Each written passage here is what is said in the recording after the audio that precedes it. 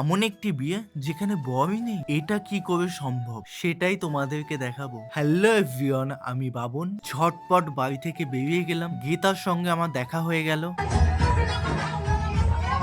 মেহেন্দি এবং হলুদ দিয়ে কনেকে আরো বেশি সুন্দর করে ফুটিয়ে তোলা হচ্ছে। মেহেন্দি পরানোর পর গীতা খাইয়ে দিচ্ছে সিজাকে। মেয়েটি সারাদিনের মধ্যে কিচ্ছু খায়নি। তারপর গীতা আমাকে পান বানিয়ে খাওয়াচ্ছে।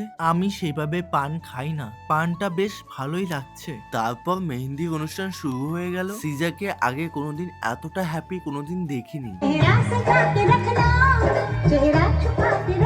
একে একে সবাই নাচ করা শুরু করে দিল। কালকে মেন অনুষ্ঠান, যেহেতু শাড়িটি পরবে তার সঙ্গে এটাও কিনেছে। কনেকে ফটোশুট করে দিচ্ছে আমি, যেহেতু ক্যামেরাম্যান নেই। তারপর আমার সঙ্গে যা ঘটলো, আমি বললাম ছেলের কোনোদিন মেহেন্দি পরে? ও বলল হ্যাঁ, বিহার ইউপিতে পরে। কেউ ছিল না, আমি আর সিজা নাচানাচি শুরু করে দিলাম দুবারা।